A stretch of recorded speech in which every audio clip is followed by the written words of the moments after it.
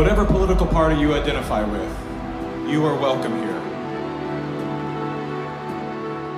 Whatever color, culture, or creed you identify with, you are welcome here.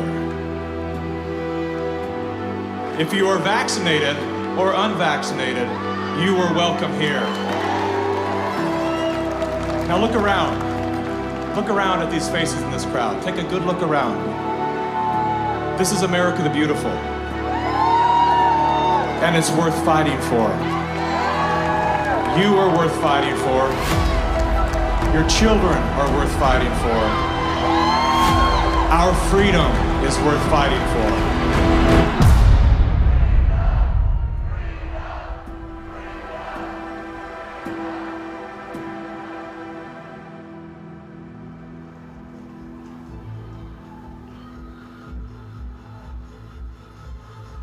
My name is Mickey Willis. I'm a father, a husband, and an investigative filmmaker. I was raised in California by a single mom who did her best to care for 4 children on her own. As a child of the welfare state, I witnessed firsthand what happens to the psyche and spirit of those who become dependent on government assistance. Had my mother known the difference between a hand up and a handout, she may have avoided the trap that kept us living on the edge of poverty, like so many people are today. Living in fear of losing her welfare assistance, Mom remained single and lonely until the day she passed, at 58 years young. Her life was cut short by a combination of toxic cancer treatments and grief. Just 34 days before she passed, her first son, my brother, was killed by a drug called AZT. Hundreds of thousands of innocent people died as a result of that prescribed poison.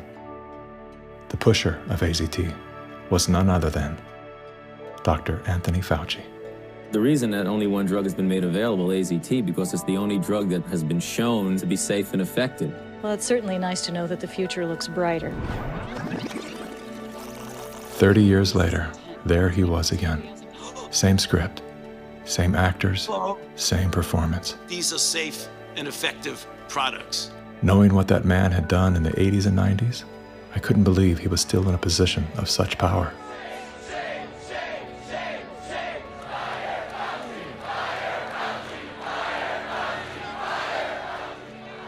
As the world descended into synchronized tyranny, I began to ask myself, how did they get everyone to go along with this? Feels so good. I know. Obsessed with finding the answer, I began studying every moment in recorded history where masses of people devolved into a state of self-destruction. Down that rabbit hole was where I discovered the work of G. Edward Griffin. Gentlemen, again let me say welcome to our home. Since the 1960s, Mr. Griffin has been warning the world of the communist plot to overtake America. Yes, I know. Communism. Mr. Gorbachev, tear down this wall. That thing we've all been told fell with the Berlin Wall. How do you measure such an astonishing moment in history? It was Napoleon who said, "History is a lie agreed upon." Ironically, there's no evidence that Napoleon ever said that. As we're about to discover together, much of our history has been rewritten to serve an agenda that up until recently was invisible to the average person. Average, like this guy. Everyone's talking about the necessity for change right now, particularly here in the US. Over the past few months, as a filmmaker, I've had the honor of documenting the political revolution. That was me in 2016, the year of my political awakening. Come on board the political revolution. I was touring with the Bernie Sanders campaign, creating media to help his grassroots movement grow. At that time, I knew very little about socialism and even less about democratic socialism. As it turned out, I wasn't the only one. So my Bernie bros, how do we redistribute wealth through taxation without expanding the powers of the federal government? Bernie Sanders!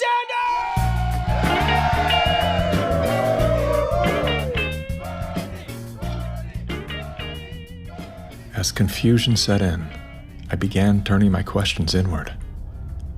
Are they hypnotized? Am I hypnotized?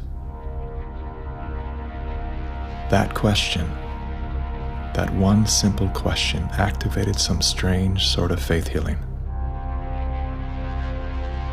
Suddenly, I could see. How did I not see this before? There were so many red flags. The only solution is communist revolution. The only solution is communist revolution. The only solution is communist revolution. That's right, we need communism. That's what we need.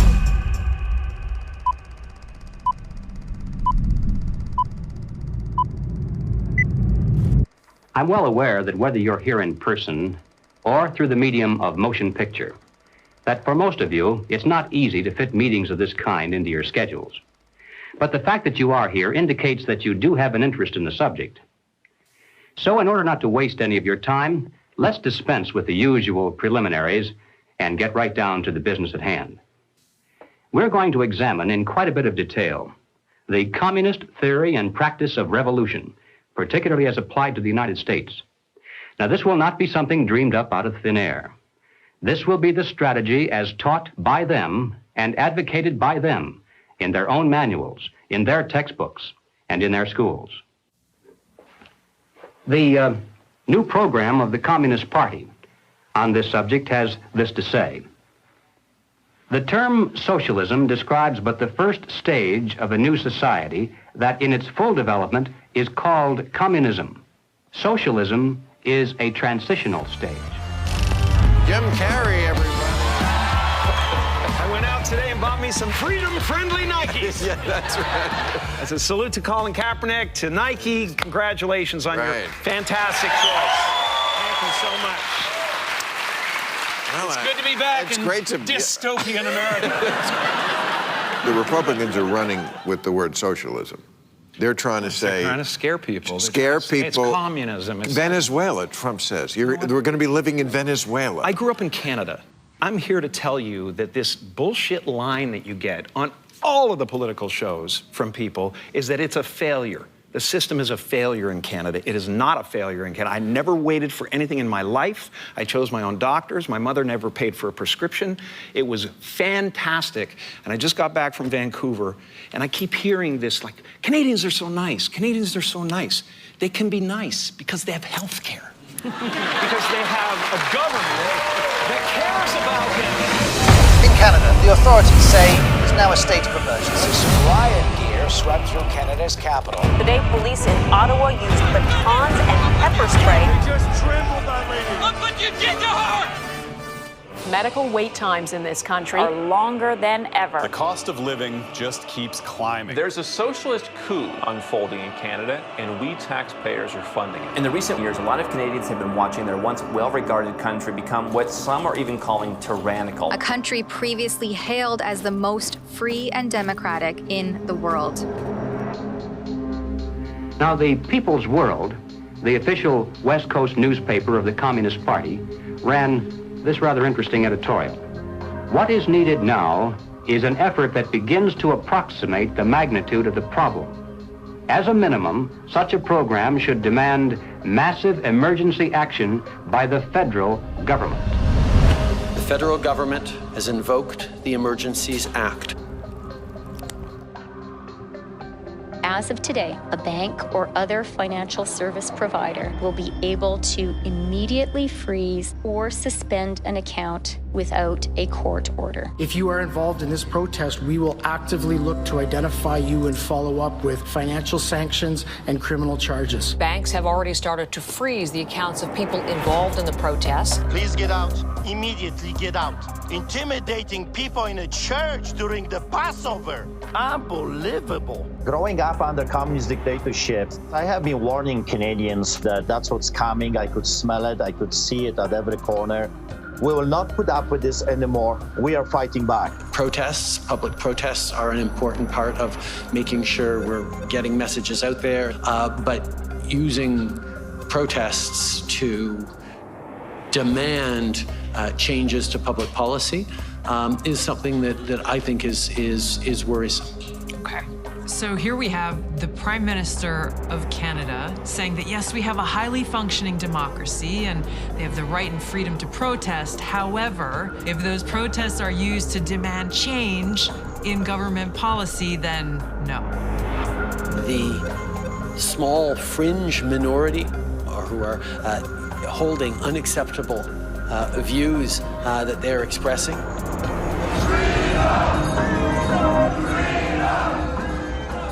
Do not represent the views of Canadians who know that following the science and stepping up to protect each other is the best way to continue to ensure our freedoms, our rights, our values as a country.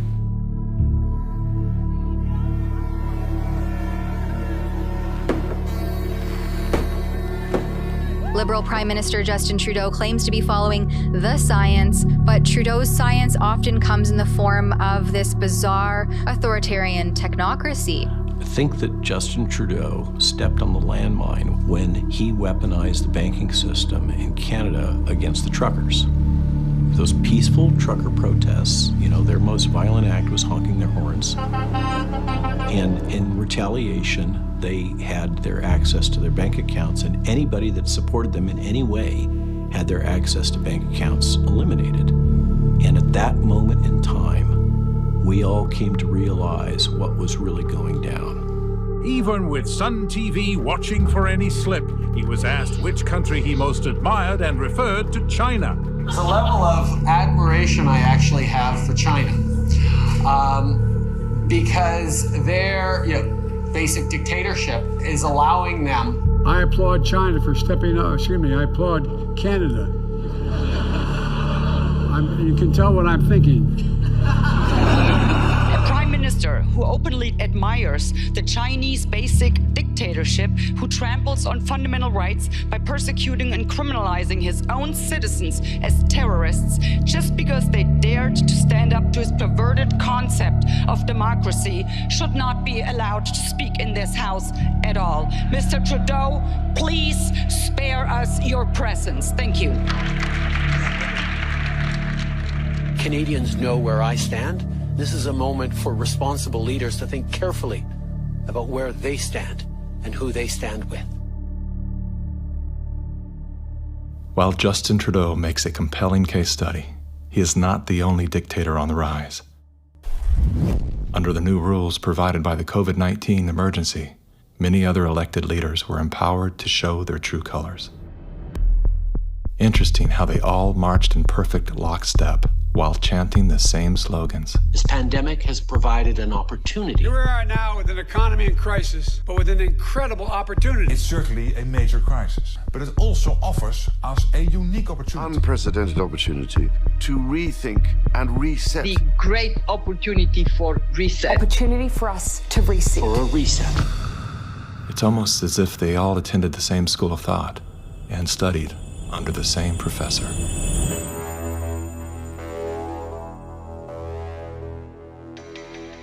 Some people would say this revolution is characterized by the fight of robots against human beings. And we will win this fight. Professor Klaus Schwab was born in 1938 in Ravensburg, Germany, where Nazi crimes against humanity were committed. His father, Eugene Wilhelm Schwab, was the managing director of Escher Weiss Ravensburg, a company that used slave labor to manufacture weapons of war for the Third Reich. While Klaus's father was at the helm, the Nazi Party awarded Escher Weiss Ravensburg the title of National Socialist Model Company. Years later, Klaus Schwab joined the board of directors at Escher Weiss Ravensburg, where he played a key role in the development of South Africa's nuclear weapons program during the darkest years of the racist apartheid regime. Today, Klaus Schwab is the founder and executive chairman of the World Economic Forum. If you'd like to meet the people who are supposed to repair the state of the world, or give a piece of your mind to the bankers who helped get us into this mess, we can tell you where to find a lot of them. The World Economic Forum.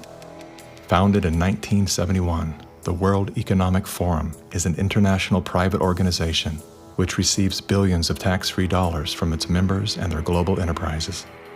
Every year, the WEF brings together its members with world leaders, big pharma executives, tech titans, Hollywood celebrities, media personalities, and internet influencers to meet in the secluded mountains of Davos, Switzerland.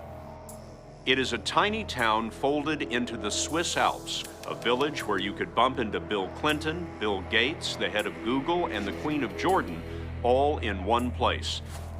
A lot of reporters cover the forum, but few get inside. It turns out there are two Davoses, one you see and one you don't. After hours, there are hundreds of private parties where deals are done. People who can't be seen together in public can meet here. Your Royal Highnesses, Excellencies, distinguished heads of state and government, the future is built by us, by a powerful community as you here in this room. Klaus Schwab, the founder of the WEF, is particularly upfront and even proud of his ability to shape and influence world politics. I created the community of global shapers as a means, as a force to shape our common future. And of course, their Global Young Leaders program is a grooming ground so that when they ultimately infiltrate cabinets, We penetrate the cabinets. they will likely tend to govern a certain way. Nobody will be safe if not everybody is vaccinated. The names and the countries he mentioned ended up being some of the most dystopian and authoritative during this pandemic. Names like Ms. Merkel, Vladimir Putin, and so on. Other names, Jacinda Ardern, Sebastian Kurz, Mauricio Macri, Mark Zuckerberg, Jack Ma, Gavin Newsom, Stéphane Bancel, Chelsea Clinton, Leonardo DiCaprio, Sanjay Gupta, Dr. Leana Wen, Alexander and Jonathan Soros, George Soros' sons, and several of the Rothschilds. And of course, Now, who could represent such a world better than you, Prime Minister? In 2014, Klaus Schwab called for the Great Reset, We need a great reset. which he positioned as the solution to the world's most urgent issues. The dark reality of Schwab's agenda is detailed in his best-selling book, COVID-19, The Great Reset.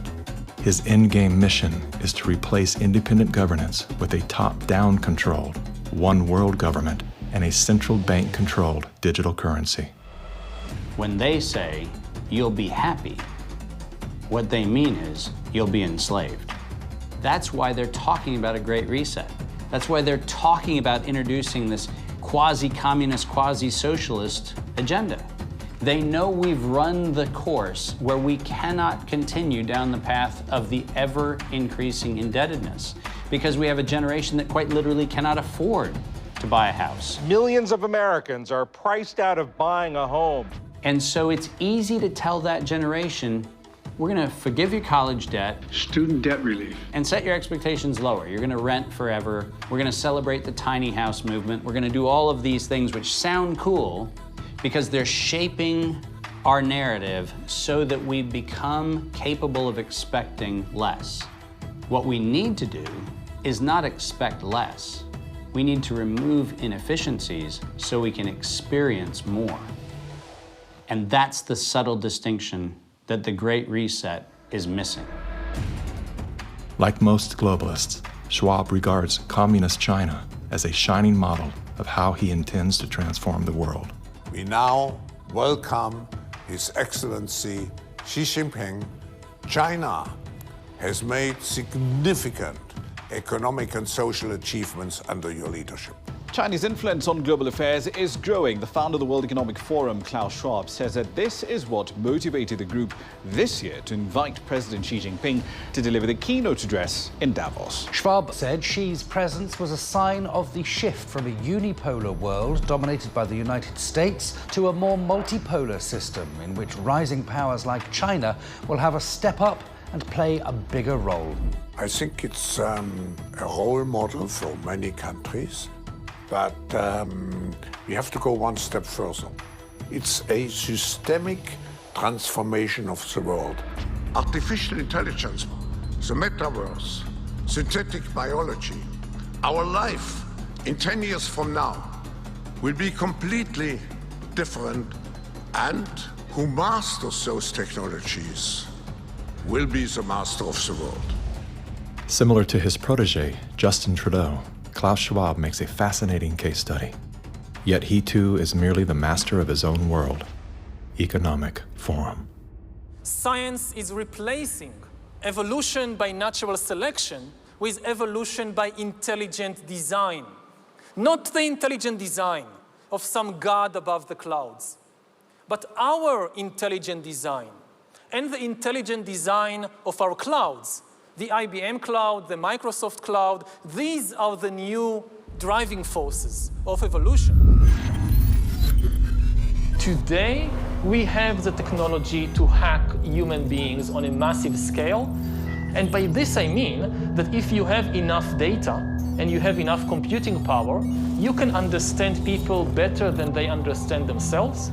And then you can manipulate them in ways which were previously impossible. You know, the whole idea that humans have this soul or spirit and they have free will, that's over. Now, how exactly will the future masters of the planet look like? This will be decided by the people who own the data.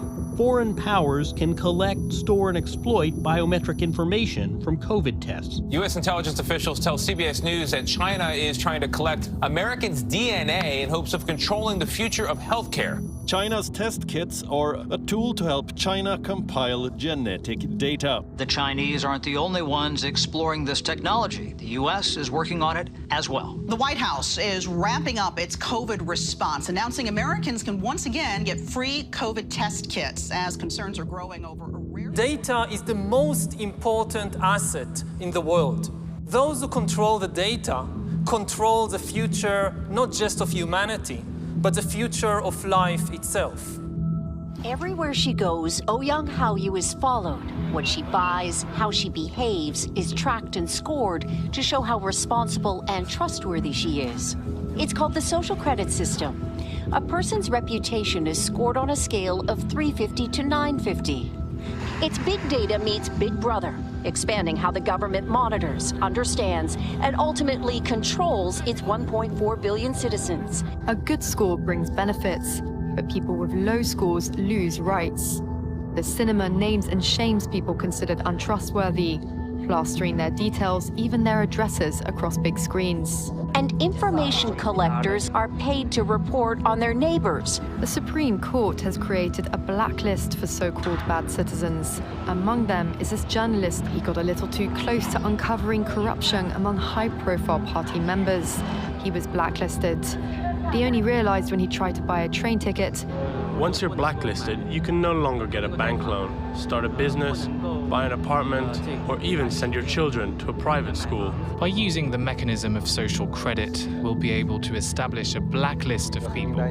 These punishments will serve as a whip to rebuild moral values. And few here are willing to criticize it, something that may pose a risk itself for a bad score and the life that comes with it. It may seem scary, but it's just like that here. We're used to it, and anyway, we don't have a choice. China wants obedient citizens. Criticism or resistance among the population is virtually non-existent. This woman's door was kicked in by police when she refused to go to quarantine. Now, these videos show rows of metal containers which are being used to house COVID-19 patients. Some of them have complained that very little food is left for them in the freezing metal boxes.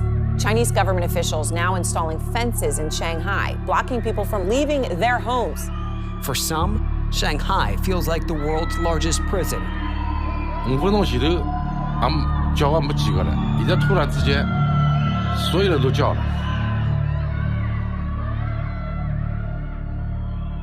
How does a handful of autocrats gain total control over a population of 1.4 billion? I have 2 master degrees, one in clinical psychology, one in statistics. And at the beginning of the crisis, I started to study the statistics a little bit. The initial mathematical models and the initial statistics all had dramatically overrated the dangerousness of the virus. That was the moment when I started to think how it was possible that an entire society and an entire population was in the grip of a narrative which in many respects was blatantly wrong. After a few months it became clear to me that the only mechanism that could explain what was happening in society was what is usually referred to as mass formation.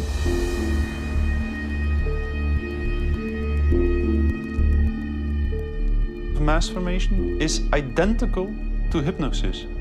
And this term refers to a specific kind of group formation, which has very special characteristic effects at the level of individual mental functioning. And one of these effects is that an individual that is in the grip of mass formation typically lose every capacity to take a critical distance from what they believe in, from what the group believes in.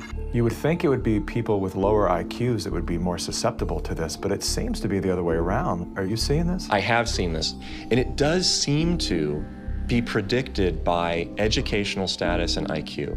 We look to be verified for our belief system, right? And so a doctor goes to the CDC. The CDC says this is true, it must be true, I'm staying in that zone. It's actually people outside of the system go, well, I want to challenge the CDC here for a second. Where's this study come from? Where's it, and that's what I do. All of these people were kept out of the conversation. All I can comment and you were there, wanting me to sign onto a social contract where the scientific method isn't being used. I'm not interested in medical pedigree. I'm interested in medical consensus.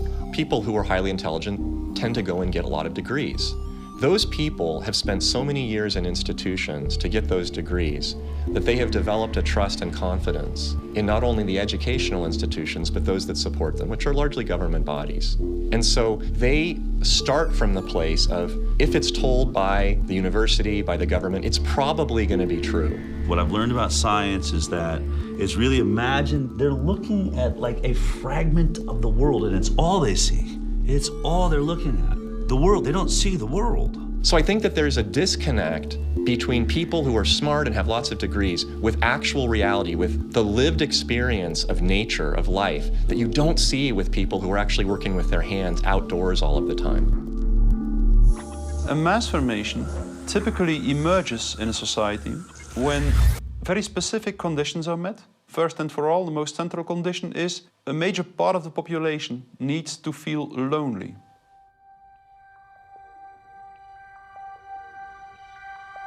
Doctors say the very rules to keep people safe from the virus are doing great damage when it comes to anxiety, depression, and even suicide. And now everyone is suffering, but children are particularly at risk. The real pandemic here is the psychological warfare that's being waged on every single human being. See, if you take a human being and you put them in a chronic fear state, and you couple that with human isolation, what happens is they psychologically decompensate and live in such emotional pain that they will gravitate in an irrational way to anything that you promise them will alleviate that pain. Once people feel disconnected from their environment, they will typically start to experience a lack of meaning-making in life. And under these conditions, if a narrative is distributed through the mass media, indicating an object of anxiety, and a strategy to deal with this object of anxiety, they suddenly, connect to one small object of fear, for instance the coronavirus, and afterwards, people don't feel lonely anymore. They feel connected again.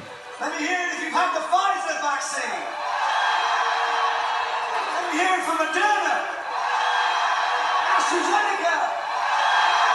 Let's hear it from the anti-vaxxers.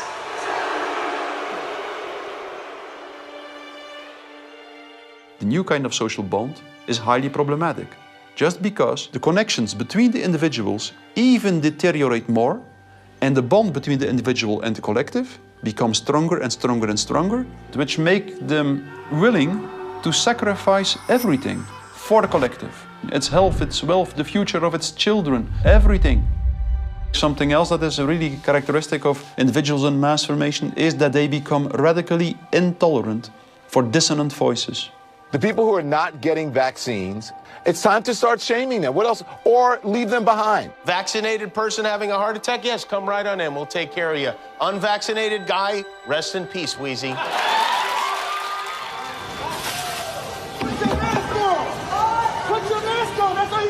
We have to stop coddling the morons who will not get the shot. Get away from me, Put it please. on. Does it bother anybody else that she doesn't have to wear a mask that we all do? When are we going to stop putting up with the idiots in this country? You're a schmuck for not wearing a mask. And just say it's mandatory to get vaccinated. Screw your freedom. People who do not go along with the masses are stigmatized, and in the end, the masses are inclined to destroy the people who do not go along with them. And they do so as if it is an ethical duty to do so. Getting good people to do bad things, harmful things, while thinking they're good things, it's a dangerous place to be because it looks great. You feel great while you're being used.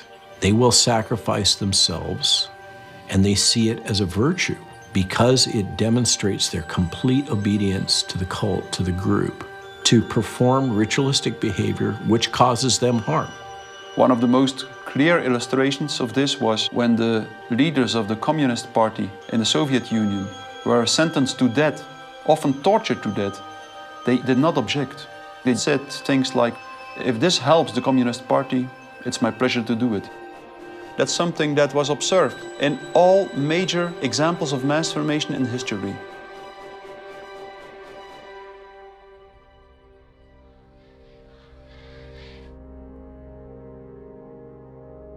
I was born in Communist China 2 years before Mao started his Cultural Revolution. So we had to be indoctrinated and chanting slogans and holding Chairman Mao's little red books to say, "Long live Chairman Mao, long live Communist Party." Inspired by Soviet Union dictators Vladimir Lenin and Joseph Stalin, China's communist leader, Mao Zedong, borrowed from the playbook of the Russian Revolution. To fight anti-communist forces, Lenin organized a military branch of his Communist Party, known as the Red Army. Following suit, Mao branded his army the Red Guards. However, Mao's soldiers were not enlisted from his military. His Red Guards were made up of high school and university students. So he used young people to start Cultural Revolution, to top down statues, burning old buildings, and demonize all religions, going after all dissident voices, and to turn all the Chinese against each other, family turn on each other, neighbors turn on each other. Chairman Mao, as he was known, was deeply influenced by Lenin's ideas on Marxism and revolution, and often praised Stalin as a great leader. He started his Great Leap Forward campaign in the 50s and killed 2 million landlord owners, 40 million to 60 million people estimated starving to death. The people were trading their children's dead bodies to eat, to survive. Cannibalism was everywhere. Through war, torture, execution, and famine, Chairman Mao caused the death of 80 million innocent people, making him the deadliest dictator of all time. China shaved the heads of women, put them all in unattractive asexual clothes, did the same thing for the men. This technique has been used in the 20th century by every totalitarian regime. The Mao wanted to create a genderless society. That's why girls like me could not wear beautiful clothes and could not do makeup. We have to just look like boys, unisex, no gender. They asexualize the population so that there's no more desire, no more bipolarity of male and female. Everybody looks like an automaton. And then what do? Rather than turning towards one another, they turn towards the state. So the only thing left for me, a child to believe in, is communism. And Mao was the new God.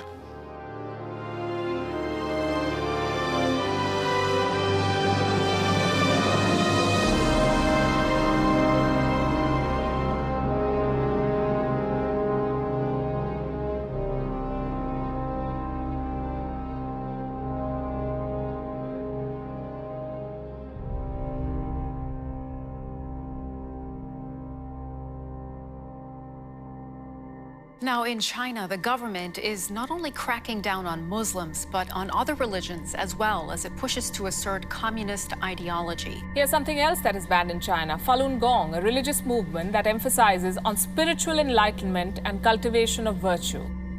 5,000-year-old Chinese civilization were founded on faith. Communist regime is atheist. So any philosophies which encourage people to believe God, believe good things, it's something they don't like. I decided to escape China after serious persecution I have experienced. Under this pretext of COVID-19 coronavirus, the Chinese Communist Party has intensified its persecution. We were arrested several times and detained in various detention and brainwashing centers. Over the past few years, a vast network of camps has been built across Xinjiang. A series of classified bulletins show how easy it is to be singled out by the Chinese government for education and training. The U.S. Defense Department says as many as 3 million are being forcibly detained in re-education and forced labor camps. China calls them thought transformation camps built to prevent extremism from spreading, but reports indicate they're more like prisons. When I was detained in a detention center, I was handcuffed and hung over a radiator pipe with my toes barely touching the ground. And I was hung over there for 3 days. The CCP guards brought 4 male detainees into my cell and began one of the worst experiences of torture. And on the brink of death, I realized I could do nothing but turn to my belief. So I prayed to be saved. Moments later, one of the 4 male detainees suddenly fainted on the floor, which interrupted the torture.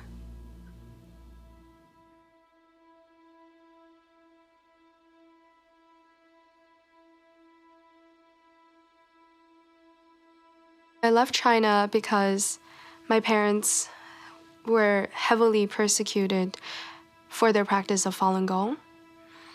From age 1 to age 5, my grandparents were taking care of me because my parents, they were always inside some dark cells being tortured. My first clear memory of my mother, I was brought to a brainwashing center and saw her being tied up to a chair with like people behind her guarding her, and she had a very thick plastic tube inserted into her nose, and she was being force-fed at the time. She just looked like she was in so much pain, and I was 5 at the time. It's just very traumatizing.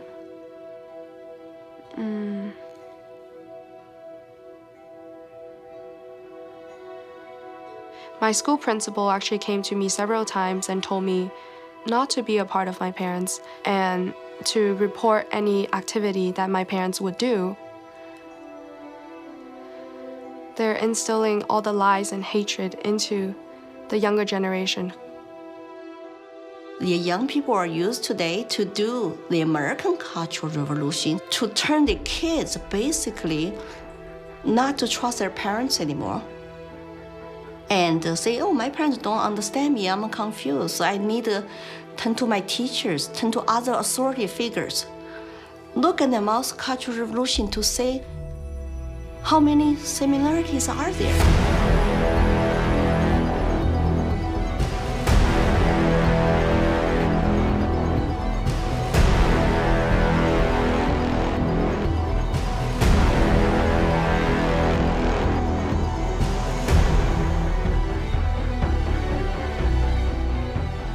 Communism will win. That's not a joke. That will happen. You are happy with what was happening in the USSR between 1917... We make a critique of it. That's what we're Maoists. We make a critique of it in order to improve socialism the next time it comes around and throws people like your ass into a labor camp. Yesterday, I asked ChatGPT, are there any similarities between today's woke revolution and Chairman Mao's Cultural Revolution of the 1960s? And it wrote back, how long do you have? We recognize that government is absolutely necessary for an orderly society. But following the dictum that government, like fire, is both beneficial and dangerous, we believe in the concept of limited government. And we believe that the constitutional republic created by our founding fathers is the best form of limited government that has yet been devised by man. A republic is a limited democracy. It's a form of government based upon the principle of limited majority rule. Limited so that the minority, even a minority of one, can be protected against the whims and passions of the majority. Now, democracy is a form of government based upon the principle of majority rule. It's easy to understand, easy to sell to the masses, and, I might add, deadly. The fathers of philosophy, Socrates, Plato, and Aristotle, were all staunch critics of democracy. History's greatest minds all observed that even a well-intended democracy can breed deception, division, and ultimately total control by the state. Aristotle wrote that democracy is not just the rule of the majority. Democracy is a system in which the majority is in charge, respecting the basic elementary rights and principles of minorities. If not, democracy becomes a tyranny of the majority. Socrates himself became a victim of this very process. He was sentenced to death by a majority vote for protesting the rights and protections of the minority. This country was founded on the principle that the individual is sovereign over the institution of government. And it's about a philosophy of governance that says that you are a free individual, or a philosophy of governance that says you're serf and you're subject. We have inalienable rights just by virtue of being human. And so their primary responsibility as the government is to protect those rights. These aren't rules to govern me, they're rules to govern the government. Like what you are and are not allowed to do to me.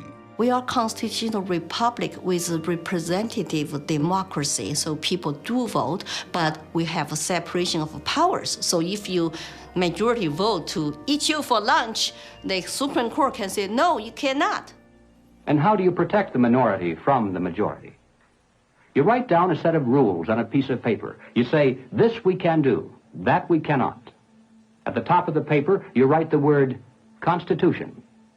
And then everyone agrees to follow the rules no matter what the temptation. And when you're finished, you've created a constitutional republic. It was Thomas Jefferson who said, "The republic is the only form of government which is not eternally at open or secret war with the rights of mankind." Now, we hear a lot of talk today about right-wingers, left-wingers, extremists, and moderates. The political spectrum concept, if it has any meaning at all, is a measurement scale showing all the variations in government. Now, the extremists at the zero end would be those who advocate no government at all, the anarchists. The extremists at the other end would be those who advocate total government. And who are they? Well, the communists, of course, but also the Nazis, the fascists. No matter what they may call themselves, if they advocate total government control over the people, they are all, by definition, totalitarians. The debate is not between conservatives and liberals. It goes back in history long before those words were ever invented. The opposing points of view properly are identified as individualism versus collectivism. The individualist believes that the rights of the individual must not be obliterated by the desires of the collective or the group. The collectivist, on the other hand, believes that the group is more important than the single person within it, and that the individual must be sacrificed if necessary for the greater good of the greater number. The individualists believe that every man has a personal and direct responsibility to provide first for himself, next for his family, and then for those outside his family who may be in need. The collectivist, on the other hand, declares that the individual is not personally responsible for charity, for raising his own children, providing for his aging parents, or even providing for himself, for that matter. This is a group function of the state, of government itself. Everything we talk about, socialism, communism, globalism, and Nazism, guess what? It's all collective society. Collectivism on an international level is essentially known as globalism, which is often promoted as a framework for unity and sustainability. Under the guise of philanthropy, the leaders of the globalist movement leverage every possible crisis to advance their plan to replace national sovereignty with a one-world government. We are confronted with so many crises simultaneously. What does it need to master the future? It is the globalists who are behind the destructive new methods of control, like ESG, the acronym for Environmental, Social, Governance. Similar to China's social credit score, ESG is a ranking system that tracks a company or country's carbon footprint, as well as its commitment to diversity and inclusion. A low ESG score can lead to severe consequences, including reputational damage, legal and regulatory actions, and loss of investors and bank credit lines. Within the last decade, numerous nations and thousands of major brands have been coerced to adapt to the ESG program, and today, many of them are paying the price. In 2018, the World Economic Forum published an article on its website entitled, "How We Will Make Sri Lanka Rich by 2025. That article was removed once it became known that food prices in Sri Lanka had nearly doubled and that millions of their citizens were facing starvation. Now, what caused this? Farmers protested and asked the government to work with them on slowly improving farming practices to be more environmentally friendly rather than implementing harsh bans. But the government was more interested in maintaining a high ESG score with its creditors like BlackRock. As a result, food production dropped drastically, with farmers expecting crop losses of 85%. The country had to begin spending money on importing food when it was previously self-sufficient. Sri Lanka is a cautionary tale. What's happening there could be a foreshadowing of what's in store for us if we don't take heed and learn some lessons. The Dutch government was one of the first to sign on to the ESG system. Dutch farmers pleaded that the rush to adapt to extreme new regulations would result in the destruction of the country's food supply. The Netherlands is the second largest agriculture exporter in the world, earning the title of the tiny country that feeds the world. A collapse of their system could trigger a global food crisis. Yet, the Netherlands Prime Minister continued to persecute Dutch farmers until they were forced to revolt. Where do you find still such a prime minister in the world? You find it in the Netherlands, and it's Mark Rutte.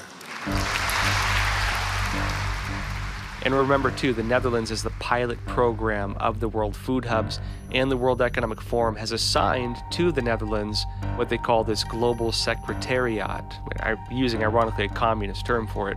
Klaus Schwab's golden pin-up boy, Prime Minister Mark Rutte, is busy fulfilling the agenda of the World Economic Forum's Great Reset by turfing farmers off their own land. Perhaps the most important lesson I've learned in my years as Prime Minister of one of the world's most outward-looking trading countries is that national interests are often best served by international cooperation.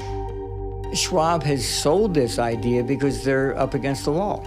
Okay, you have all these governments that are basically broke. So what will happen is if they defaulted, then all the people have lost their pensions, they've counted on it, and they're going to be storming their palaces with pitchforks. Schwab has sold the idea that, well, we go towards Marxism and you can still retain power. None of these net zero climate schemes work without massively disrupting or even destroying the lives of the little people. If you think about what created wealthy people wealthy throughout the many years of our human history, was the ownership of land. And you have governments right now that are looking to take ownership of real estate, and it's happening everywhere. And you have this movement of individuals kind of going like, hey, like, people should never profit off of real estate. And unfortunately, that ideology is what the government is using to take control. If we look at data from 2001 to 2015, there is a slow and steady trend towards more corporations owning single-family homes, apartments, office spaces, and less individuals actually owning real estate. Blackstone Group actually recently raised a record of $50 billion to take homes from American families. During the pandemic, when all people were ordered to lock down indoors, why did governments around the world make exceptions for mass protests? We've all heard the term fire sale. In this case, it's not a metaphor. When a community is damaged by protests, the value of local properties plummet. Investors then gobble up the devalued real estate for pennies on the dollar. In many cases, the leaders of the decimated communities receive kickbacks for allowing this transfer of wealth. Big companies and investment firms swooping in and buying up some of the only affordable homes in your neighborhood.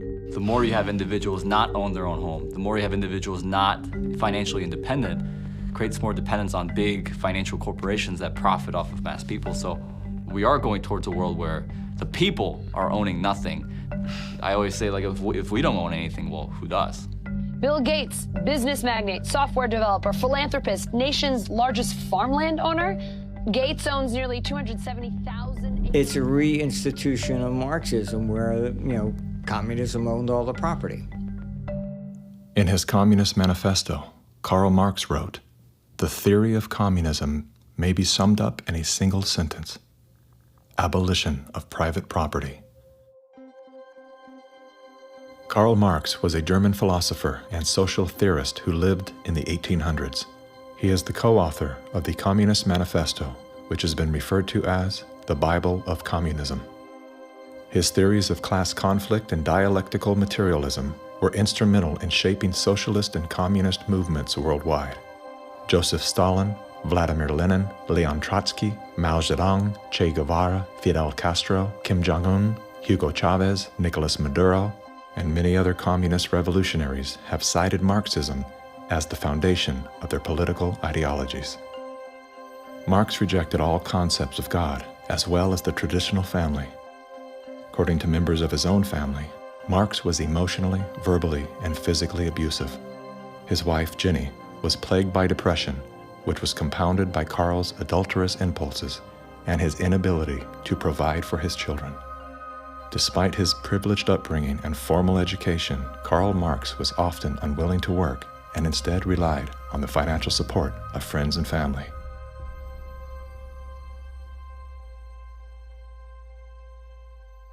In 1943, the following directive was issued from party headquarters to all communists in the United States. It read, "When certain obstructionists become too irritating, label them as fascist or Nazi or anti-Semitic. In the public mind, constantly associate those who oppose us with those names which already have a bad smell. The association will, after enough repetition, become fact in the public mind." The founding fathers were racist, misogynist, Fascist political party, radicals on the far right, anti-Semitic, xenophobic, transphobic, Uncle Tom's white supremacist, domestic terrorist, neo-Nazi organizer, Nazis. You are an anti-vaxxer. anti-vaxxers, racist. Name calling is their number one bullying tactic, and they apply it unremittingly to anyone who questions their dogma or says something they find unacceptable or offensive. They're part of the system. As early as 1928, the communists declared that the racial differences among our people constituted the weakest and most vulnerable point in our social fabric. By constantly probing and straining at this one spot, they calculated that eventually the cloth could be torn apart and that Americans could be divided, weakened, and perhaps even set against each other in open combat. They said in no unmistakable terms that the Negro people, because of their social status and their predominant working class composition, offered greater revolutionary possibilities than any other cross-section of the population. How do we get out of this mess? Revolution! Nothing less. Revolution. Nothing less. Revolution. Nothing less. The communists call not only for extensive chaos within the cities, the plan is for raging fires from one city to the next. The average American, they say, soft and decadent, when he sees billows of black smoke rising from one horizon to the other, when at night the only light he has to see by is the flickering red from flames leaping into the sky, he'll become paralyzed with fear and panic and do nothing to interfere with the guerrilla bands as they strike at the community's power centers. To justify violence, they have to be able to claim that they're liberating people. And if people are to be liberated, then it's necessary to go through the motions, at least, of pretending that they have a right to form a nation of their own. The Communist Party called for their liberation, to break away from the United States and to set up their own nation within our borders. Activists now control a barricaded area. It's been called an autonomous zone. They want it to be free of capitalism, state authority, and police. To take the United States, all of the United States, it'll be necessary, they say, to involve white people as well as black, and in general, to escalate the revolution in America from race war to class war. Feed the rich and feed the poor. This is class war. Now, when they talk about pressure from above, they mean using their people and their influence within the very government marked for takeover to bring forward official recommendations for legislation. The recommendations, of course, are offered supposedly as solutions to national problems, but when passed into law, their only real effect is to vastly increase the power of government and to move the country that much closer toward the ultimate goal. The pressure from below, then, involves using their influence over the various mass membership organizations of the country to create the appearance of great popular support for these recommendations. Of course, the members of those organizations must never suspect that they're being used to promote the communist program. Now, the silent majority, the average person, is caught right in the middle. He looks above and sees highly respected spokesmen for government calling for socialist legislation. He looks below and sees mobs of demonstrators shouting for the same thing. He says to himself, has everyone gone crazy or is it me? Now, he's still in the majority, of course, but he doesn't know it. He thinks he's helplessly outnumbered, and he bows to what he thinks is the democratic will of the majority.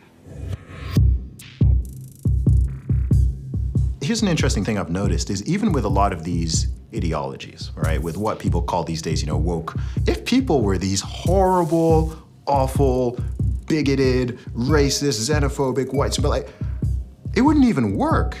The only reason it even works is because people are so compassionate that I want to make sure I use the right words and I say the right phrases. So you're actually weaponizing the fact that people are decent people, and you're taking that compassion and you're targeting it at, this is the group of people who you should be angry at.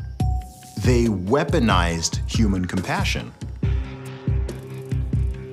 We mustn't kid ourselves into thinking that the communists have placed their agitators only into the black communities. They're working both sides of the street. They want hatred, violence, and bloodshed between the races, and they don't care how they get it or whom they use, even children if necessary.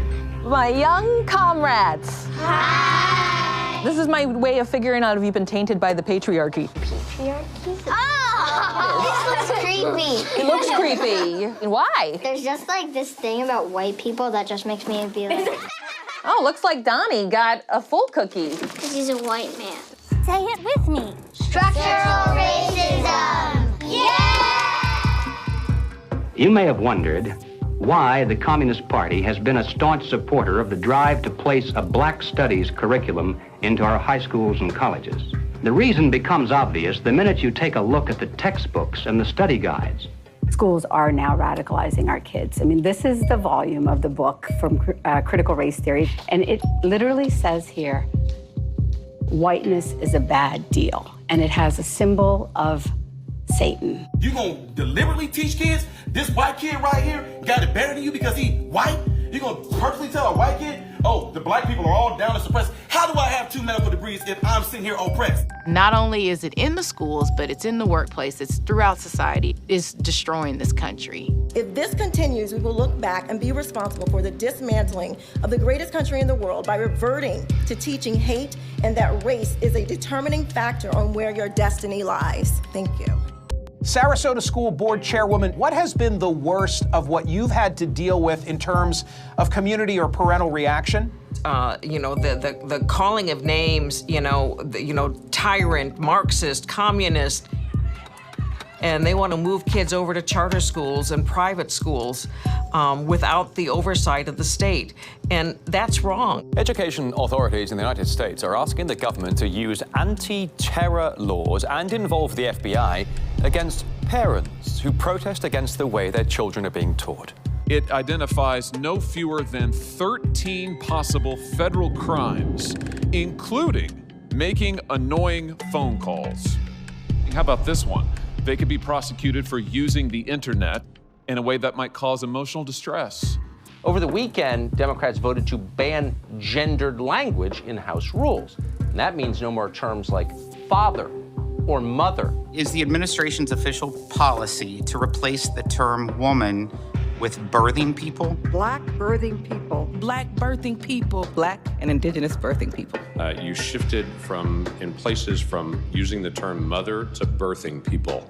Again, if we're trying to be precise in the language that's used. Mom's a pretty good word. I'm not a birth person, I'm a mother. Can you provide a definition for the word woman? Can I provide a definition? Mm-hmm. No. Yeah. I can't. You can't? Not in this context. So I'm not a biologist. The meaning of the word woman is so unclear and controversial that you can't give me a definition? Do you believe then that men can become pregnant and have abortions? Yes. Literally everything that was fought for women's rights is going straight down the drain. This environment that has been created and corrupted and manipulated does not respect women, does not respect children, does not respect men. It cares nothing for family. So that's why they have to attack mother and remove father, because she's gonna protect that child, he's gonna protect that woman, and they both are gonna protect society. Good evening. Good evening. Thank you very much. Thank you for your service. When you talk about a parent-child relationship, you're talking about something primal that is in the heart of the liberal, not the Marxist, that's in the heart of the person who's conservative. And they're pushing the boundaries on something that they cannot control. Washington State is on track to lawfully take gender dysphoric children away from parents who oppose transitioning treatment. That is against the Constitution. The only time a parent loses their rights is if there's an extreme circumstance. It's severing the bond between the parent and the child. What they're doing is they're dividing families to take control of the children. The biggest offense against communism is the nuclear family. In Chapter 2 of his Communist Manifesto, Karl Marx wrote, "Abolition of the family. The bourgeois family will vanish as a matter of course." We're here today to represent the millions of Black Americans who disagree with the Black Lives Matter movement. If you go to Black Lives Matter website, it says that we disrupt the nuclear family. That's my wife. This is our 4 children. Why would you disrupt the nuclear family? Because the real objective is to remove the family as a possible alternate source of guidance and support. All totalitarian regimes strive to destroy the close-knit family in order to remove any loyalties that might be higher than to the state itself. I have seen over the years in my practice a steady decline in the expression of healthy masculinity and healthy femininity. The separation between the male and the female is almost complete now. And it's due specifically to the ongoing attacks against masculinity and the degradation of femininity. And if our family structure is lost in the next generation, what do we have left? We're just a bunch of listless individuals living our lives out virtually behind a computer screen and following the orders of the government. Maybe it's because I came in the movement at 17 and a half, so I have just a knack for knowing how to organize young people. I was at the art publications table today, and I was speaking to this young person And he grabbed the book and he said, it's like Mao's Red Book. And I was like, man, that's what I was thinking. And it was just really cool to hear him make that connection. I was like, how about you buy like 10 to 15 of these books and you all have like a youth organizing group where you talk about it and you really try to engage this. We need to build off of this. We actually do have an ideological frame. Myself and Alicia in particular, we are trained Marxists. I do believe in Marxism. It's a philosophy that I learned really early on in my organizing career. Investigations into the Black Lives Matter organization has revealed links to groups that are pro-communist China. The self-proclaimed Marxist Black Lives Matter co-founder Alicia Garza also owns the Black Futures Lab project. Yet, all would be lost for the Black Future Lab if not for the Chinese Progressive Association. Donations to the Black Futures Lab don't go directly to the foundation itself. The Chinese Progressive Association gets them instead. Through forensic investigations, we now know that the 2020 BLM fiery but mostly peaceful protests were organized and partially funded through a network of pro-communist organizations. One of the groups is US-based Liberation Road, which was founded by a faction of the Communist Party of Vietnam. Liberation Road is allied with the new communist movement and has direct ties to the Chinese Communist Party. The San Francisco-based, communist-rooted Chinese Progressive Association formed a sister company called Asians for Black Lives to serve as a bridge between BLM and the Chinese Communist Party.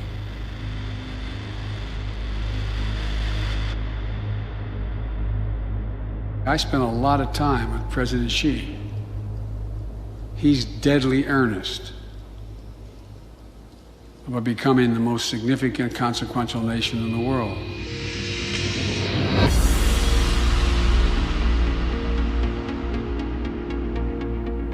When we speak of China, it's important to distinguish between the people and their oppressive government. And while the Communist Party of China is undoubtedly America's greatest foreign adversary, it's crucial to recognize that the most urgent threat to the future of the United States resides within its own borders. We're so used to thinking in terms of the old-fashioned concepts of warfare, we fail to realize that the favorite weapons of communist conquest are instead propaganda. Do you know who the greatest propagator of disinformation in the history of the world is? The U.S. government. The slanted view of history. History has been written to tell us a certain story. The 1619 Project is trying to reframe that story. What these people are doing is subverting young black minds to think that the Revolutionary War was fought in order to preserve slavery. And it's based on something that simply isn't true. The tactics of internal subversion. I thought that America was racist. I thought it was patriarchal. I thought our capitalist society was just a means of exploiting people.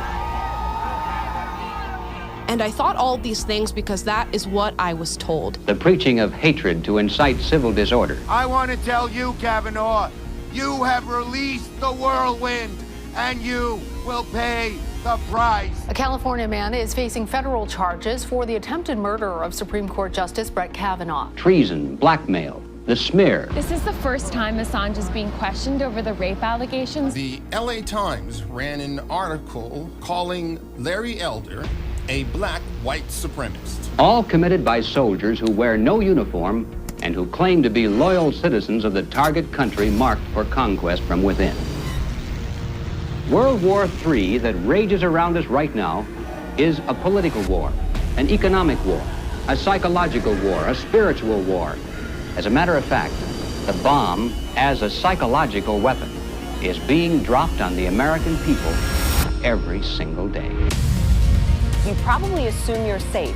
That could be a deadly mistake. Bracing for food shortages. And labor shortages. Shipping delays. Supply chain disruption. A new coronavirus variant. The worst virus variant. Ultra transmissible. It can kill you. It can kill you. A surge in crime. A surge in crime. Acts of terrorism. Domestic terrorism. White terrorists. White supremacy. Mass shootings. And nuclear conflict. World War III. World War III. Vladimir Putin. Russia. Environmental doom. Fire, storms, and deadly floods. I don't want you to be hopeful. Science tells us we have 9 years. This storm will kill you. I want you to panic. It is promoting fear. It will kill your children. Feelings of fear. It will kill your pets. The world is a very terrifying place. Unless you get lucky. I want you to feel the fear I feel every day.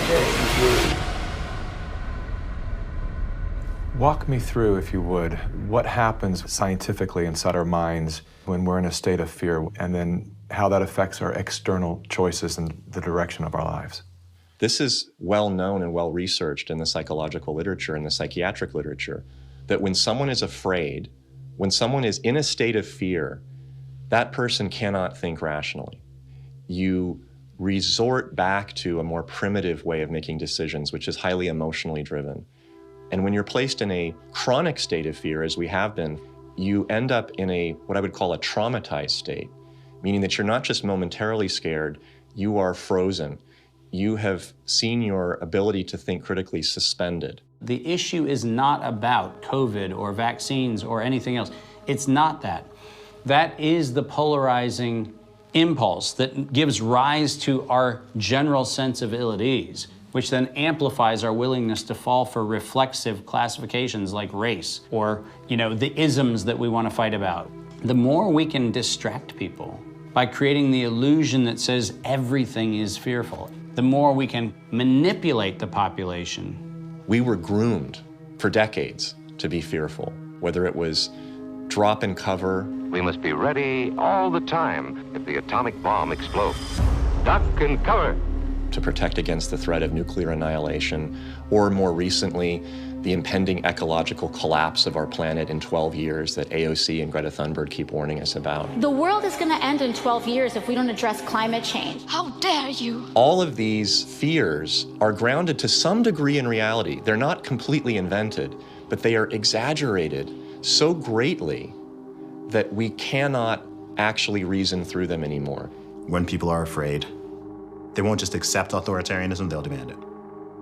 They will demand it. Somebody do something. Somebody take charge and tell me what to do. Like, where do I stand? Where do I walk? What do we do? What are the rules? And again, people in power always use that, right? What do they say? Never let a good crisis go to waste.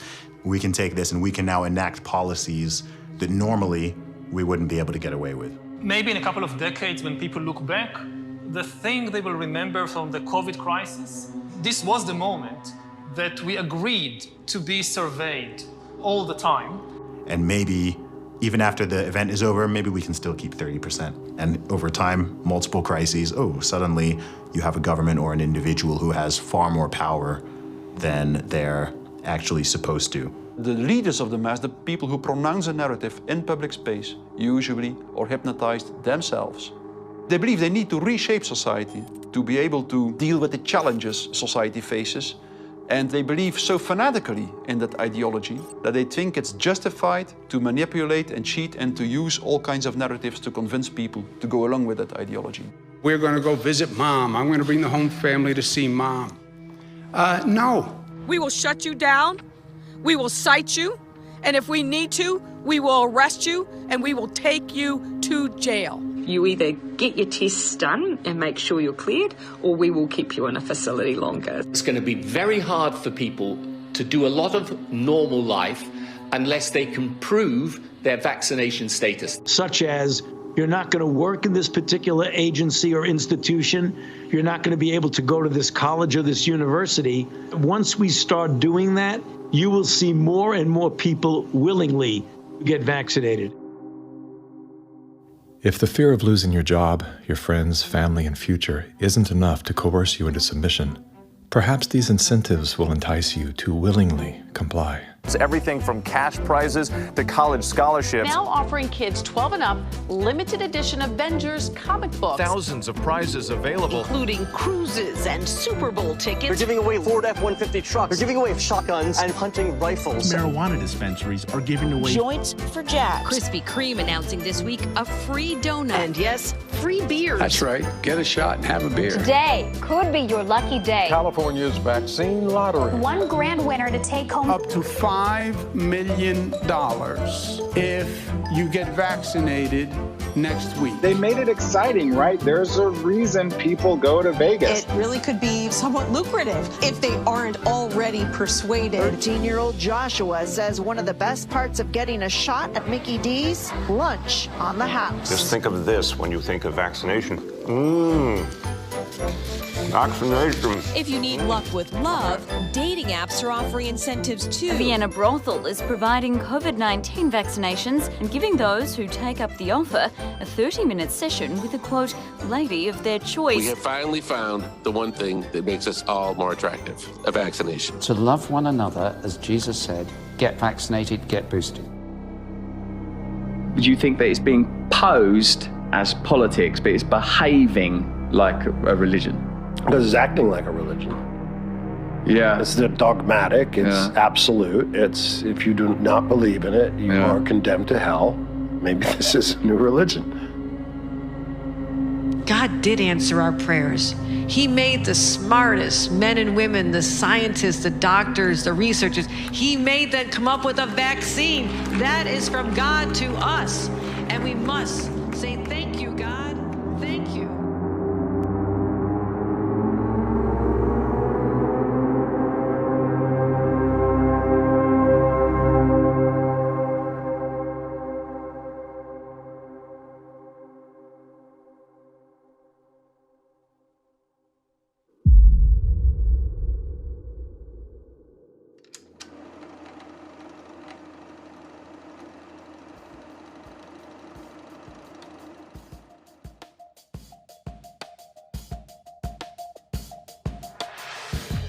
There was a time, and not too long ago, I think, when we could have pulled ourselves out of this without too great a sacrifice on the part of anyone. But we didn't. Instead, we slept.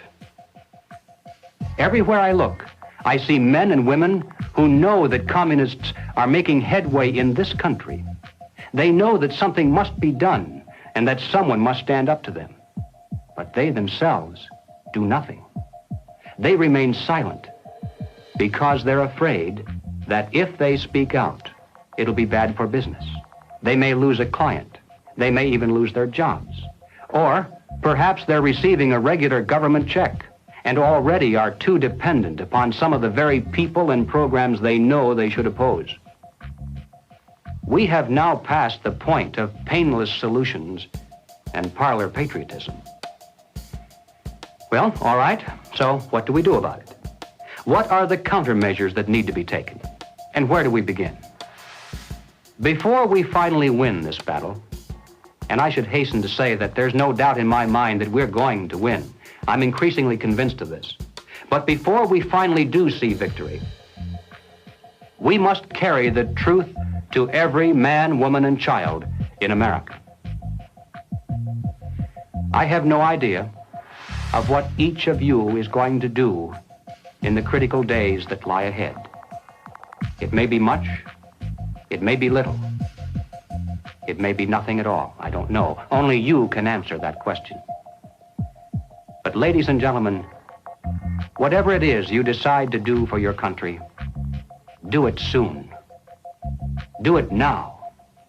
Every minute that you delay further will add dearly to the price of ultimate victory. Mr. Griffin, that was over 50 years ago. Where are we now? Hearing that phrase after all these years is kind of a shocker because I didn't realize really at the time how accurate it was going to be. But we're in the middle of it now, and so the ultimate victory is still ahead of us. How did you know way back then what would be happening today? It's a long story, of course, but I did take a fascinating tour of the Communist Bookstore in Los Angeles when I was very, very young. I was working for an insurance company. I was Mr. Corporate America, you know. That was the period when the hippie, image was pretty popular, and a lot of these guys in that bookstore were in that uniform. And I think they felt I was a potential recruit, Yes, we've always been quite willing to talk about we'll talk about socialism anywhere, in the streets or in the Senate, anywhere, They're a communist faction making a big power play for SDS. Is there any communists back here? I guess there is. Yes, they are communists, and yet our nation seems unconcerned. Many newspapers, television commentators, and educators call these young revolutionaries dissidents. But are these voices voices of mere dissent, of mere student unrest, or of sedition and revolution? They invited me to come to their study groups, they called them. They were really the recruiting funnel, you know. And I didn't have to pretend to be interested because I was interested. I wanted to see what these guys were up to. And of course, the more I read, the more I realized that these guys were deadly serious.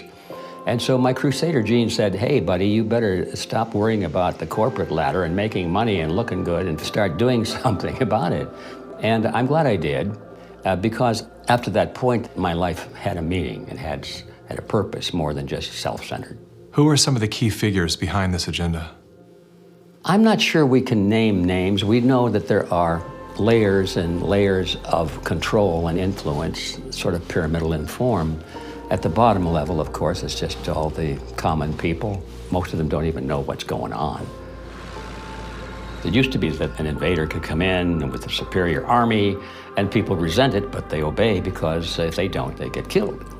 Now, if they want to conquer people in this environment, they have to do it through the mind. And of course, today, after all the technology that we have, and the control over the communications and the images and the school system and the media, they have absolute control over the funnel of information that comes to the average person. And the average person, if they're not aware that there's a real war going on for their mind, they will be helpless. And as long as people are on the edge of fear, they're willing to give up their liberties and pay lots and lots in taxes. A tax on carbon. And as I passed through that idea that, in my view, the enemy is in a category called collectivism, and that's the word that applies to all of these things: socialism, communism, fascism, Nazism. All of these things are merely variants of collectivism. That is the philosophy based on the assumption that the group is more important than the individual, and that the individual must be sacrificed, if necessary, for the greater good of the greater number. That's the trick. You're doing this for society. Obviously, you don't like to tell people what to do, but sometimes for the good of society, that's necessary. We have to start doing things for the greater good of society, and not for idiots who think that they can do their own research. But it's not about me and my rights to choose. It's about how I love my neighbor. You are not doing this for yourself. If you are at all like me, your own health, your own risk, is not a big rational driver of all of your actions. They trick us into thinking that if you act in your own self-interest, that somehow you are selfish. And nothing could be further from the truth. Those of us who have discovered this trick long ago, we realize that enlightened self-interest comes into play. If you are acting out of self-interest, you soon discover that the best way to benefit yourself is to help other people. It does come back. The question is, how do we turn the ship around? I think that the path to political hell in America has been voting for the lesser of two evils. They create conflict because conflict creates fear and confusion, and out of that chaos, people are not too analytical. They'll just struggle for some quick answer, which is who you're going to vote for. That's usually the answer that's offered to them. They think that if you just vote for somebody, the right person, everything will go away. You cannot wait until there's a list of candidates that's published and you say, which one am I going to choose? You know, by that time, the game is over. All those candidates have been selected before you were even aware. You've got to get into politics at the local level so you have some influence in which candidates are selected. And that starts at the grassroots level. You don't come in at the top, you come in at the bottom. If we do that job, we will influence both political parties just like our opponents do now.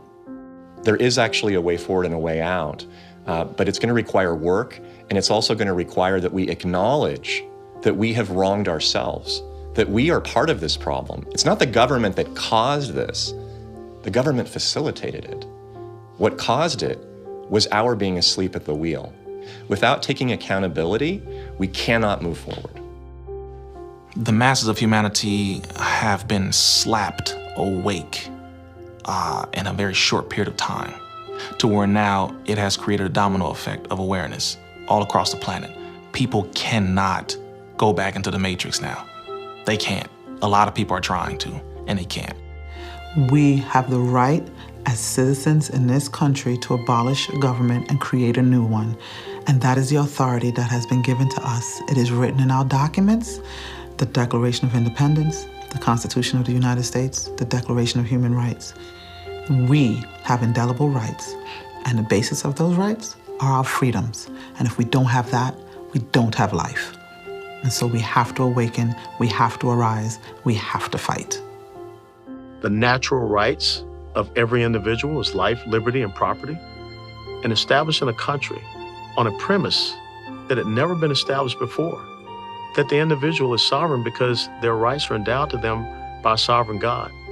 This which has happened can only be described as divine, which is why we're the nation. Our ideology, our way of life is always under this relentless attack that we have defeated over and over again, and we will defeat it this time. We're all fighting with each other, and the way that we combat that is doing the opposite of what these war overlords want us to do, which is fight with each other. We should be learning how to forgive and inviting other people to the table even if we disagree with them, and extending grace to one another even if we know that they've done something that we totally disagree with, because that's how we ultimately are going to heal as a nation, is understanding that we all come from different walks of life and we all live here together, and let's start talking. The only real problem that's existed in the world, it's division. It's that people are not getting in rooms, willing to speak with one another, see each other's hearts, and get to know, hey, what do you believe? What do I believe? And is there a way we can actually work together to solve these problems? And I'm willing to bet that most of the Gen Zers would say yes. That's what we do right now, and that's why I'm glad we're at the age that we are, because we can be leaders of that conversation. When I started to realize, like, wow, freedom's a polarizing concept for some reason. Thought this was America. Is this America? It is? Okay. World's different than I thought. So my fear was, I could lose everything. I could lose my audience. I could lose my business. But I knew, especially having a son come into the world, I am imprinting something on his beautiful, innocent, fragile psyche and heart. I'm imprinting the man that I am, or I'm imprinting a hollow shell of the man that I refuse to be. And I knew in that moment, I'm willing to risk losing everything to do that. I would rather pick up cans on the side of the highway to feed my family than to live out of alignment with my truth and betray my son. Just say no. Rise up in a nonviolent way. They can't imprison everyone. They can't fire everyone. But they can fire individuals that are separated and don't work together and give in to the fear. And don't sacrifice your future for a few conveniences now in the present. You should sacrifice maybe the present conveniences so that you're going to have a future. The media has done a good job at stripping from us our ability to think on our own and for ourselves. If we can get back to that, I think that we can build a stronger America. In my opinion, the first step you have to take is you have to get out from under the control mechanisms. And that means blow up your TV, don't listen to the fear porn, and set yourself free of debt, which is what controls you and controls everything around you. It is the weapon that is used. The most important thing is always that the dissonant voices continue to speak out, and, also extremely important, that they don't start to form a mass or a crowd themselves. Because that happens very easily as well, Once a large-scale mass formation starts, the people who do not go along with them feel threatened, and they can start to form a mass themselves. So it's extremely important not to form a mass ourselves. That means to form a group, a coherent group, and that what unifies this group should in the first place be the fact that everybody who belongs to the group can have his own opinion and can speak in his own way. What matters most to you?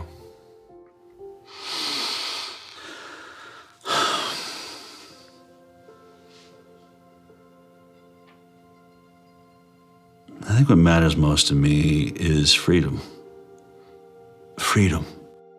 I want as little laws as necessary to keep us from killing each other. I mean, I get it. There's crazy people out there. We have to find a balance. In the end, I want my children to live in a world where they're free to dream, to take risks, to fail, to succeed. Hardship strengthens us. We wouldn't have had the American Revolution and the beta model for the American Constitution, the beta model of a republic in the modern world, unless the tyranny of King George had been unbearable.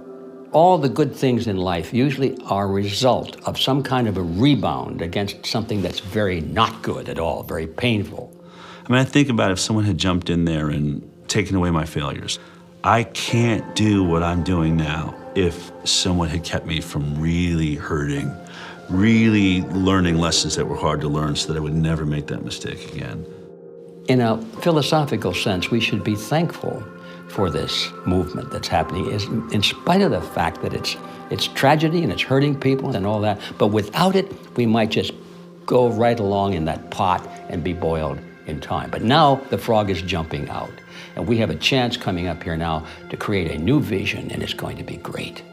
It's a bit cynical, but it is in the end good news that mass formation and totalitarianism always destroys itself in a relatively short time span. And the most important thing, of course, is that you have to make sure that the system does not destroy you before it destroys itself. Throughout history, it was always the very small minority. History has always been written by the 1% of the population. 15% of the population create history, and they follow the leadership, the thought leadership of 1%. But that 15% altogether is what changes history. And so all we have to do is reach 15% of the population. I think today, after all this time, we have more than 15%. We just have to get them together so they realize that they're not alone. And that's our task right now. I don't think our societies have taken the moment to look up and actually see and appreciate how much progress has been made in the past century. On so many different levels, we have made incredible progress. Like, what we've got here is actually great. It's imperfect, and we should still be making tweaks carefully to try to make it better. And I think that's where so much of that self-hatred or hatred of the nation or hatred of the other or whatever comes from, this lack of perspective and gratitude and inability to take a moment, chill out on the activism and go, wait, actually, okay, we've achieved a very unique and special point in history, and let's be careful with that. On that note, as Sure. a man who's traveled the world, have you experienced any nation that has course-corrected beyond their sins more than the U.S. has? No.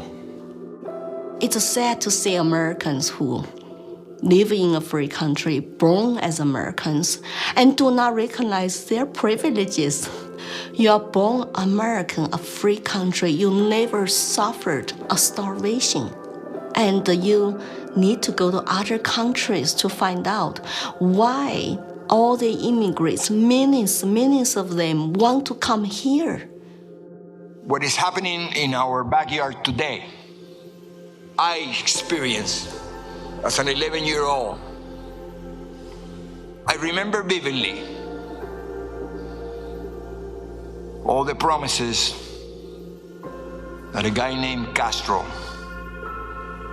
gave and how 99% of the people swallowed the pill. He was gonna save Cuba. I remember how he promised to the farmers, to the Guajiros, that you're gonna own the land. I remember all the promises that we hear today about free education and free health care and free land. And my God,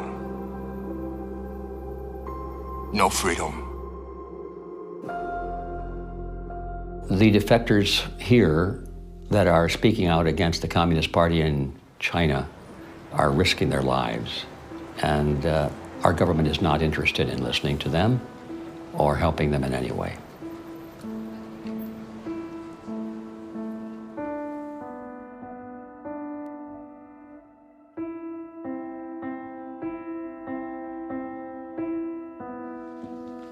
I have been in America for 10 years. I saw a lot of Americans with wonderful hearts. America is a beacon of freedom. I'm happy living in this land to practice my religion and to have a peaceful life. That's my hope. America's last stand on earth for freedom. If we lose this country, the world will be a very dark place. I have 3 children in this country. I want to protect their American dream. So here I am, you know. I've noticed that every time you speak about America, your eyes fill with tears. I do love this country. No place to go.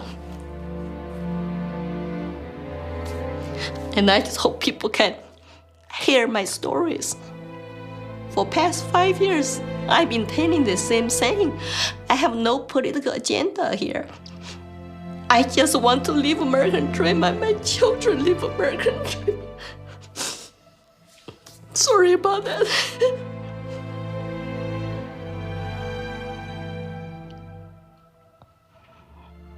It's time to ask questions. It's time to wake up.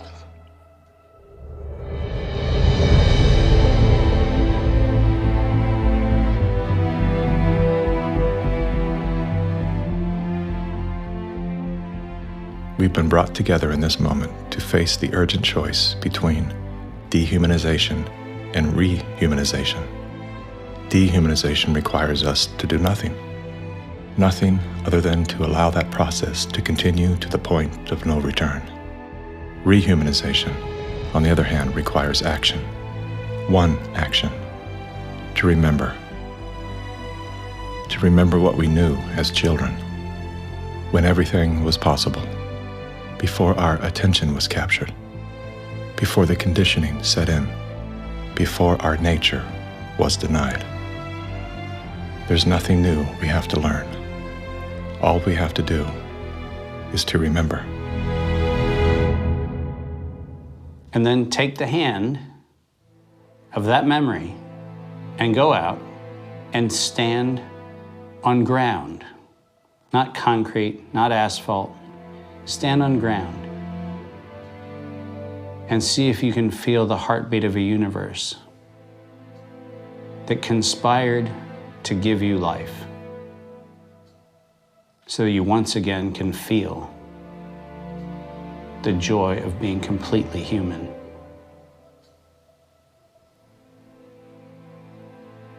And then never forget that moment.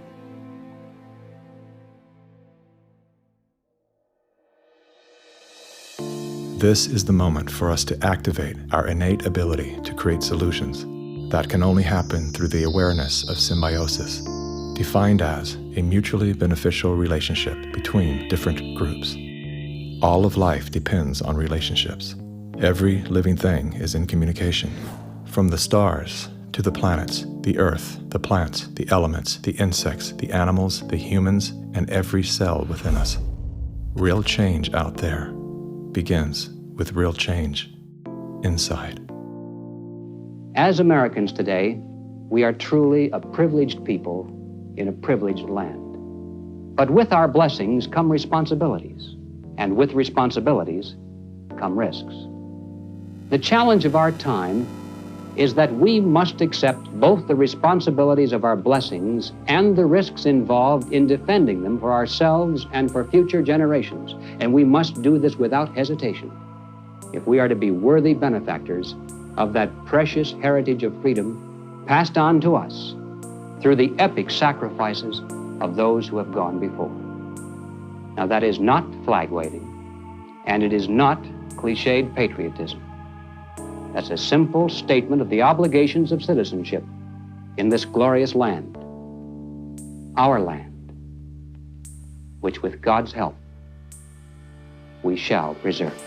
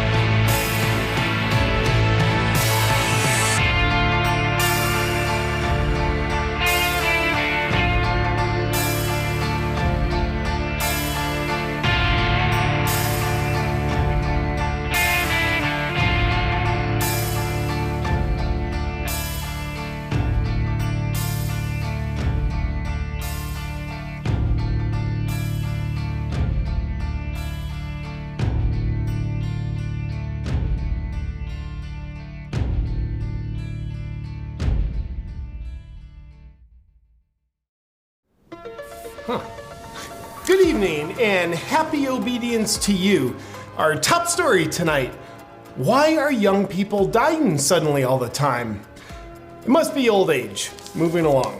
In other news, the nation continues to be plagued by dangerous conspiracy theorists who are spreading baseless, false claims that there's something called natural immunity. While there's certainly no science to substantiate this harmful misinformation, the conspiracy theorists believe what they call God just gave them this alleged natural immunity. These extremists with a lion-like mentality are being rather non-compliant with our pharmaceutical business plan, and that's not good for anybody, especially our shareholders. So don't be a moron, and for God's sakes, please don't be a lion. We at the establishment would like to cordially invite you to feel afraid so you can increase your levels of obedience with our extremely well-tested, safe and effective route of immunity. It's the only way. And all for your protection, of course. Now, if you'll excuse me, I've got to go cash some checks I was given for selling my soul. There actually is another way. Introducing Fierce Immunity by Rebel Lion. Fierce Immunity is made for the lions of the world. And at Rebel Lions, we believe that health equals freedom, and your immune system is the constitution of your health. With all the deception about health and immunity in the world, we at Rebel Lion believe it's time for a change. That's why we bring integrity down to the molecule. Every ingredient in Fierce Immunity has a precise purpose, and also how our ingredients synergistically work together contains a sacred code of sorts that unlocks mechanisms in your body so it can help repair and strengthen your immunity. If you're someone who doesn't want to leave your health and well-being to the mercy of all the deception out there, you are a Rebel Lion, and you're in the right place. I'd like to invite you to grab a bottle of Fierce Immunity or become a subscriber today at getfiercenow.com. It's time to get fierce.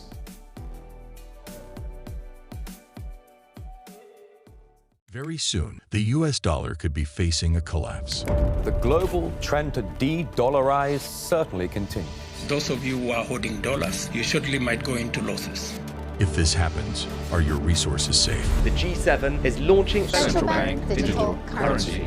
A cashless society is terrifying. All governments have agreed that your money in the form of CBDCs will be programmable.